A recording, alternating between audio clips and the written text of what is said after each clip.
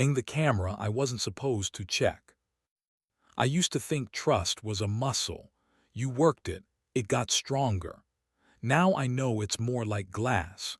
You hold it up to the light and pretend the hairline cracks aren't there until the day you hear the quietest sound in the world, the first splinter. The building where I work likes to pretend it's a hotel, but it's really a palace for people who hate admitting they live in palaces. Marble, soft lamps, the smell of narrowly in the lobby air vents. I'm the night facilities manager, keys to everything, eyes on everything after midnight when the mirrors tell the truth and no one is watching. I learned to love the silence. The screens hummed, the elevators sighed, and I had the kind of power that never needs to raise its voice. That night I didn't plan to check the cameras. I'd promised myself, and more importantly, I'd promised Lana. "No more snooping," she said, half teasing, leaning back against our kitchen counter in her silk robe that made me forget my own name. "If you've got a question, ask. Don't go fishing." "I don't fish," I had said. "I just notice things." "Then notice this," she'd whispered, and tugged me by the belt loop until noticing was all I could do. We were good until we were. The drift is never a storm, it's wind-borne sand. You don't see it happen. You feel grit when you kiss. You taste dust in your water. Lana started keeping her phone face down. She laughed at jokes I didn't hear.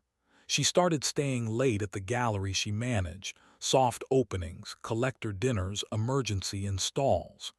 "Tired?" I'd ask when she slipped into bed after midnight. "Exhilarated," she'd answer, rolling into me. Legs warm, head on my chest like she still heard a music hidden under my ribs. I would breathe her in and force myself to believe her. At 2 in the morning midweek, the building sleeps like a cat, one eye half open. I make rounds, check boiler readings, clear a couple of phantom alarms. At 2:17 a.m. the service entrance pings. It happens. Chefs, delivery guys, residents who forgot their key cards. I glance at the monitor out of habit and freeze. The camera catches a sliver of face, a curve of neck, the collar of a coat I know too well. Lana, my Lana. Hair up in a loose knot, that coat of hers I jokingly called the Sin Trench, beige and dangerous. She's with someone. I only see his shoulder, his hand on the small of her back like he owns the air around her. They move fast, ducking their heads, and I should look away. I promised. I should be a man who trusts his wife at 2:17 a.m. I hit the rewind, then play, then zoom that never zooms enough. They slip into elevator B, the one that goes straight to the private terraces on 31 and 32. That means one thing: a resident with a duplex, a view of the river, and trouble money. My palms go damp. An old story wakes up inside me, one from before Lana, before our shared spices and stupid inside jokes. I was the guy who saw too much. My first adult love ended in a parking garage with a handset still warm in my palm and a voice on the other end whispering, "Please don't come up." I promised myself after that I would never again investigate what I couldn't bear to know. But here I am, calculating floor plans in my head, cross-referencing the style of a trench coat with the elevator's destination like a detective who hates his job. I tell myself I need to know which resident has a guest after hours. That's my excuse. The cameras on 31's corridor are strangely set a few degrees off. Someone had bumped them during a renovation and I hadn't gotten around to scheduling the fix. I see movement, a blur. They disappear into 31A, the corner duplex belonging to a man named Victor Koval. I know him. Steel blue eyes, a smile like an apology for a crime he intends to commit again. He's in property development, which, in this city, means you either make buildings or bodies disappear. I shouldn't, but I do. I take the back stairs because they make my brain feel less like a nest of wires. On 31, the lights are dimmed to that flattering shade where everyone looks like a memory. I don't intend to knock. What am I going to say? building security. I need to confirm whether you're sleeping with my wife. But I hear it. Laughter, low and familiar. Lana laughs like she's telling a secret to herself. It filters through the door and slices me open in the neatest line. I lift my hand and let it hover near the bell. My knuckles hang there too long, a planet stuck in orbit.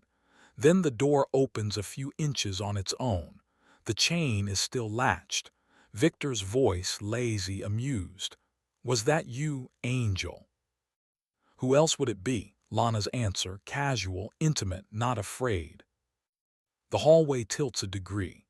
I step back and the edge of a rug catches my heel, and the door swings wider because Victor doesn't bother with chains when he's certain of his world. And I see it. A line of light across polished floors, the silhouette of Lana's shoulder, the fine strap of her slip, Victor's hand hovering near her waist, almost reverent. They're not naked. It's not that. It's the way her head is cocked, the way her body leans, a magnet tilted toward another magnet's pull. It's the truth settling in. I retreat like the hallway is fire. I take the stairs down the way a person tries to outrun news. At the bottom, my radio chirps and I almost throw it. It's the third shift doorman, Lewis. "Leo, you good? You went dark." "Elevator maintenance on 31, I lie. Loose panel." "You want me to log it?" "No, not worth it." He lets the silence sit a second. "Copy." I finish the shift at my desk, staring at the monitors without seeing them. At 3:06 a.m., Victor's door opens. Lana emerges alone, trench tied neat. She doesn't go to the elevator yet. She stands in the hallway and presses her palms to her eyes like she's saving tears for later. Then she squares her shoulders and goes. She doesn't look up at the tiny black eye in the ceiling corner, but for a second I feel certain she knows exactly where every camera is. You expect rage to arrive like a thunderclap. Mine arrives like a drip, every second another drop that hollows stone.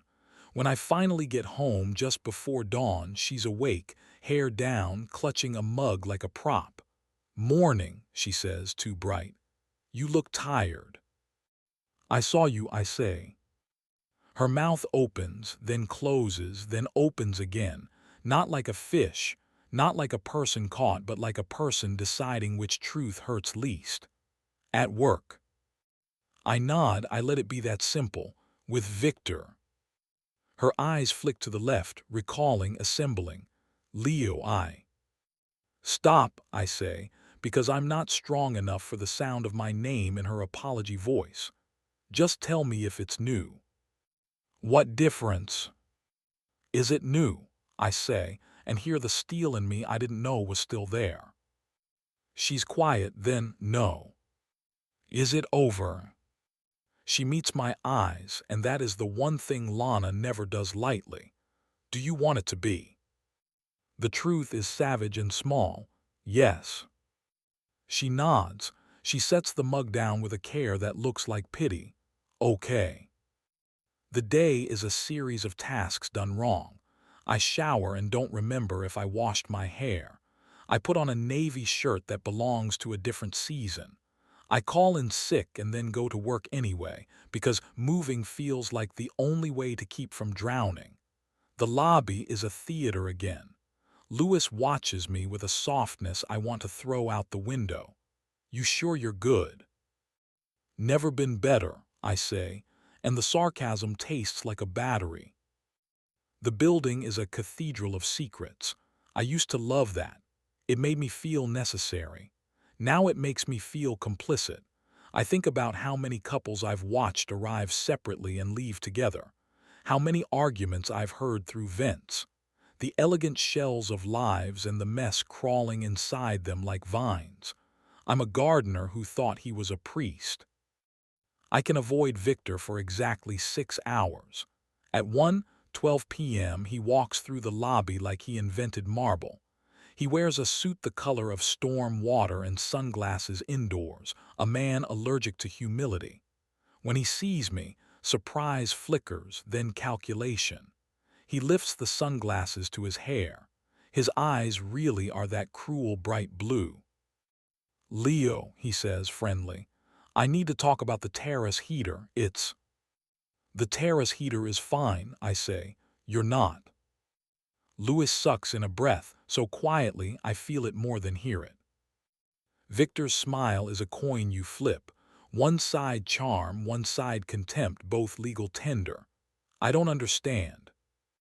I think you do, I say. Stay away from my wife. He steps closer, voice low. That depends on your wife. She's ending it. I have to believe that sentence before it dissolves in my mouth. You'll respect that. His gaze drifts over my shoulder as if I'm a do not block the fire exit sign. I respect many things, Leo. Strength is one of them. I lean in. Then respect this.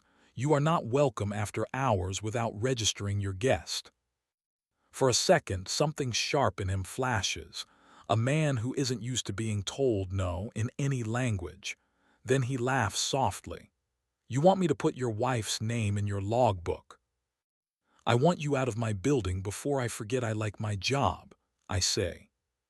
He tilts his head, careful. Always, I say, though my heart is sprinting. He leaves with a shrug that says victory is a long game. When the doors whisper shut behind him, Louis exhales out loud this time. You're going to get yourself killed. Probably, I say. Log the heater check as complete. I call Lana. She picks up on the second ring. I'm ending it, she says without hello. I told him. I know, I lie, because I need to be the kind of man who can say that and make it true. Can we talk tonight? At home, she says. The word feels like a risk and a hope. We make dinner like an exercise in normal. Chopping, stirring, tasting off the same spoon because we always forget to get two. The routine breaks the way a spell breaks. Halfway through a forkful of pasta, she says, I don't know why I did it. I do, because feeling wanted is a drug and marriage is methadone. Steady, life-saving, not the same high. Because Victor devours rooms and being chosen by him feels like being lit from within. Because I had started noticing pipes and schedules more than I noticed the way her laugh changed at the ends of hard days. I nod. I don't know why I didn't see it. You did, she says softly. You always see, you just didn't want it to be true. We talk until the sky decides it's night again. It's the kind of talk that strips you not clothes but armor. We say the mean things and don't flinch. We say the good things and don't cry. We come to rest on the most dangerous part, wanting to try. We can't fix a story we don't tell, she says. You're the one who taught me that every building keeps a log. Logs are only useful if they're honest, I say, and we both smile at the sad metaphor of our life. She reaches across the couch and takes my wrist and pulls my hand to her thigh. Her skin is warm. It's a heat I know better than my own name. I look at her, try to find the old map of us, the one before he redrew the road. There is a charge in the room, not clean, not dirty exactly, but alive. The kind of current that can light a city or burn it down. Is this okay? She asks. I don't know, I say, which is the most honest thing I have. We don't make love. We let our bodies remember the language and then stop before grammar starts. We breathe in the same space and stay dressed. The not quite of it feels like a vow. When we finally sleep, it's the kind you fall into like water you've been circling for hours. At 3:00 a.m., someone buzzes our door. We wake like a single animal. Lana is out of bed, pulling her robe tight, eyes sharp. I check the peephole and see the last person I expect, Maya, Victor's assistant, the one with the smooth voice who calls to complain about invoices. She looks terrified. I open the door with the chain still on. Leo, she says, voice shaking. I shouldn't be here, I know that, but it's about Victor. It's about Lana. Lana steps into view. Maya's eyes flick to her and back to me like a person choosing who should hear the fire alarm. He's not going to leave it, she says. He doesn't like to lose. He said some things. He has photos. The word hangs in the air like a wasp. Lana goes very still.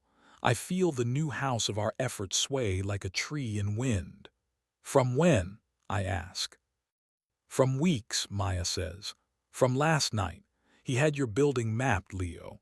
He knows where your cameras point and where they don't. He has a contact on your maintenance crew, had, I should say. I overheard his call. He promised a bonus to switch feeds for 5 minutes at a time. I feel it, a different betrayal, professional not romantic, like a knife in an organ I didn't know I used. Who? I only heard Pasha, she says. We have 3 part-time techs, only one goes by that name. My stomach gimlets. Why are you telling us this? Lana asks. Maya's eyes soften. Because I used to love believing he was inevitable. It makes you lazy, thinking someone like that sets the weather. Then you watch good people drown and you realize he's just a storm that ends if enough people get under it and hold it down. What does he want? I ask, but I already know. He wants you to look weak, she says. He wants Lana back, or he wants you both destroyed in the small ways that last. I see the path.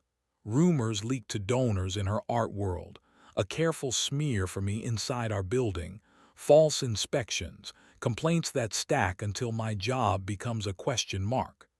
I see the photos, the texts, their little time stamps like indifferent witnesses. How do we stop him? Lana asks, steady in a way that makes me remember the first time I saw her hang a painting an inch to the left, stare, and then inch it back. How precision can be a kind of courage. Tell the truth before he does, Maya says. To the board at your gallery, to your boss, to the building's ownership if you can. He doesn't know what to do with people who refuse his frame. After she leaves, we stand in the quiet, 2 people newly allergic to secrets. At 7:30 a.m., I ask my boss, Ramesh, for 10 minutes. I give him 20. I don't ask for sympathy, only a chance to clean my own house. I tell him a resident attempted to compromise our security for personal reasons and that one of our contractors may have assisted. I hand him names. I resign, half expecting him to accept on the spot to save the building a headache. He doesn't, he listens, fingers steepled, eyes careful. Do you want to leave, Leo? He asks. No, I say, but I can't ask you to keep me if this becomes mess. He nods. We hired you because you see what others don't. That has always been a gift and a threat. Let's make it a gift. Suspend the contractor. We'll audit the feeds you flagged. And Leo, if you ever check a camera for personal reasons again, do it on another planet. Understood, I say, and swallow what feels like the first mouthful of water after a drought. Lana does her part with the gallery. She calls the board chair, a woman who collects small, ferocious sculptures and loyalty. I hear snatches from the hallway, Lana's steady voice, the words mistake, accountability, personal boundaries. I am stunned by how much braver the truth sounds than the careful lie. The photos never surface. Maybe Maya convinced him we were no longer worth the fun. Maybe he's saving them for a rainy day. Maybe it doesn't matter because we took their teeth by numbing them before he could. Pasha is fired within 24 hours. He texts me a string of insults and an offer to meet and talk like men. I delete it. I have spent too much life proving I am one. Nights soften again, but not back to what they were. It's a new weather. We check in, we check out. We kiss, and sometimes it's easy, sometimes it's not. We go to a counselor who looks like a kind judge. We learn the ship can sail with mended planks so long as we don't pretend the wood is new. And somewhere in the middle of all that, we rediscover touch without bargaining. The erotic returns not as proof, but as language. How are you? I'm here. I see you. I want you. I forgive you. I still like your laugh. Months later, I'm in the control room and the service entrance pings at 2:17 a.m. again. Funny, the way a minute can become a myth. I look up at the monitor and see nothing but a bike courier chewing gum and a pair of raccoons who think the dumpster is their inheritance. I laugh, alone, in the blue light. Trust does not grow stronger when you work it like a muscle. It doesn't, but you can learn how to carry broken glass, careful, steady, certain. You can learn how to hold it up to the sun and breathe when the cracks catch light like a prism. You can stop pretending, which is a kind of privacy that kills you slow. You can decide, finally, to look when it matters and to look away when it doesn't. The camera I wasn't supposed to check almost ended us. It also saved us. Not because it caught her, but because it caught me, reflected in that black glass. A man deciding if he wanted to love the person in front of him or the picture he'd taken 3 years ago and never updated. I blinked, I looked again, and then I shut it off.